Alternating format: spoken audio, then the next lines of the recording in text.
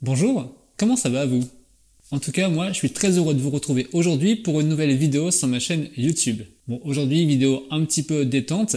D'ailleurs, je voulais faire un point rapide sur les fréquences de vidéos sur YouTube. Bon, en ce moment, j'en poste un peu moins de vidéos. Vous l'avez peut-être constaté, je viens tout juste de déménager, donc c'est le temps que tout se mette en place. Et ensuite, si vous n'étiez pas encore au courant, il y a un espèce de virus qui court apparemment, et on a été confinés, couvre-feu, etc. Donc pas évident de sortir et d'aller faire des vidéos en extérieur.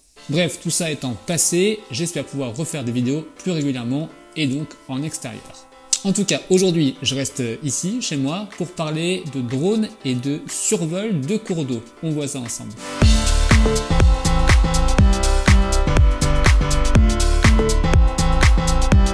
En effet, pour survoler un cours d'eau en France et donc en drone, il faut demander une autorisation. Alors je sais, sur certaines cartes, les restrictions ne sont pas forcément claires, mais pourtant survoler un grand cours d'eau, comme un fleuve par exemple, c'est interdit, en tout cas si on ne fait pas les démarches nécessaires. Bon alors, comment on fait pour survoler un cours d'eau tel que la Seine par exemple, puisque c'est à côté de chez moi? Eh bien tout d'abord, comme un vol de drone classique j'ai envie de dire, une déclaration en préfecture. On passe par le site Alpha Tango, etc. Je vous épargne les détails et j'ai fait une vidéo il y a quelques années de ça sur comment préparer une mission en drone. Une fois que vous avez fait votre déclaration sur Alpha Tango, il faut demander l'autorisation de survol de votre cours d'eau, donc par exemple la Seine, je le disais chez moi, au VNF, aux Voies Navigables de France. Pour ça, il y a plusieurs solutions qui s'offrent à vous, soit par téléphone, soit directement sur leur site internet, ce qui est beaucoup plus simple d'ailleurs. Sur le site internet de VNF, vous allez pouvoir aller dans la rubrique Contact et choisir ensuite l'objet de votre contact et vous pourrez trouver notamment survol de drone. Vous expliquez dans ce formulaire de contact pourquoi vous souhaitez avoir une autorisation, pour quel type de mission vous voulez survoler tel plan d'eau et bien sûr vous laissez vos coordonnées et de quoi vous recontacter derrière. Ça en général c'est quand on fait sa première demande pour survoler une rivière ou un fleuve. Une fois que vous aurez fait ça et que le formulaire sera envoyé, dans les jours qui suivent vous devriez recevoir un email de VNF. Et c'est là que ça pourrait se compliquer d'ailleurs pour vous, puisque pour pouvoir être autorisé à survoler une rivière ou un fleuve, il va falloir leur fournir tout un tas de documents. Alors sachez tout d'abord qu'il faut les prévenir à peu près un mois à l'avance de votre mission en drone. En effet, contrairement à la préfecture et à Alpha Tango, où ils demandent que 5 jours ouvrés, pour VNF c'est environ 4 semaines à 1 mois pour pouvoir traiter votre dossier. Donc il faut s'y prendre en avance pour pouvoir bien monter le dossier. VNF vous réclamera donc plusieurs documents, je le disais. Il faudra leur fournir tout d'abord la notification de vol déposée auprès de la préfecture. Il est possible également qu'ils vous demandent le CERFA, j'ai plus le numéro exact, mais celui qui permet de notifier un vol en zone peuplée ou en agglomération.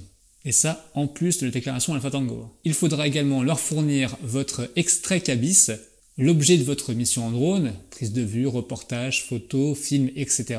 Pour quel client vous allez faire ce vol en drone? En fait, c'est un peu comme la déclaration Alpha Tango, mais pour VNF, finalement.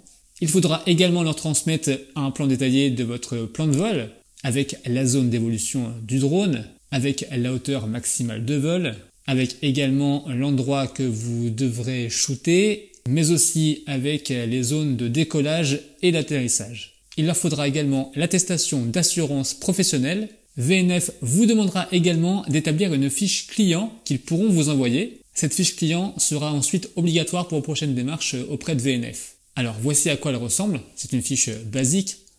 Celle-ci c'est pour les professionnels, donc il suffit de déclarer son entreprise, numéro de SIRET, code NAF, etc., et de leur envoyer. Et puis enfin, il faut également que vous leur envoyiez un RIB.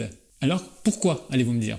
Eh bien parce que survoler un fleuve ou une rivière gérée par VNF par exemple n'est pas gratuit et non, c'est soumis à facturation. Et alors selon les lieux de votre mission, la facturation sera totalement différente. Plus vous vous rapprocherez de Paris par exemple pour la Seine, plus la tarification sera élevée. A contrario, plus vous serez en campagne ou éloigné des grandes villes, moins ce sera cher. Pour vous donner un ordre d'idée, pour une mission future que je devrais effectuer dans l'heure, à hauteur de la commune d'Andé, je vous mets la carte sur l'écran, vous allez voir, c'est pas très proche de grandes villes, et pourtant pour voler ici, j'ai dû payer 33 €. Alors autre chose qu'il faut savoir, c'est que le tarif est à la journée, il n'y a pas de tarif dégressif par rapport à la durée de mission, non. Si vous ne volez que 1 heure, ou si vous volez 10 heures, ce sera le même prix. Bon, une fois tous ces documents transmis à VNF, il faut également que la préfecture compétente leur envoie un récépissé de mission. Il est possible que ce récépissé vous soit envoyé à vous directement. Dans ce cas-là, évidemment, vous leur transférez à VNF. Une fois qu'ils auront tous ces documents en leur possession, ils vont instruire le dossier. Ils vous donneront une réponse donc sous 2-3 semaines. Alors voilà comment ça se passe pour survoler un cours d'eau pour une mission professionnelle. Là, je parlais de mon exemple avec la Seine.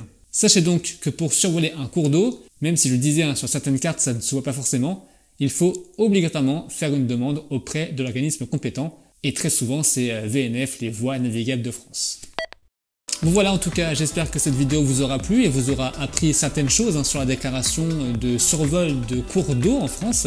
Si vous avez des questions, des remarques, des suggestions, n'hésitez pas à mettre un petit commentaire, j'y répondrai comme à chaque fois.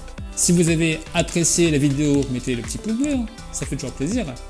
Et puis si ce n'est pas encore fait, pensez à vous abonner et à cliquer sur la petite cloche pour rester informé de mes prochaines vidéos. Moi je vous dis à très vite pour de prochaines vidéos sur ma chaîne YouTube. À bientôt, ciao.